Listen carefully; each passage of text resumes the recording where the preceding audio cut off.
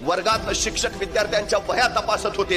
एका मुलाची वही घरी राहिली. त्या मुलाला शिक्षकांनी उभा केलं. म्हणे वही कुठं आहे? अभ्यासच केला नसेल, उगा खोटं सांगतो वही घरी राहिली, हात पुढं कर. त्या मुलानं हात पुढं केला आणि छडी मारायला त्या सरांनी छडी उगारली. अचानक त्यांचं लक्ष त्या मुलाच्या हाताकडे गेलं आणि ते शिक्षक म्हणाले, तुला छडी मारून तरी काय उपयोग आहे? तुझ्या हातावर विद्येची रेषाच नाहीये, उपयोग काय तुला मारून?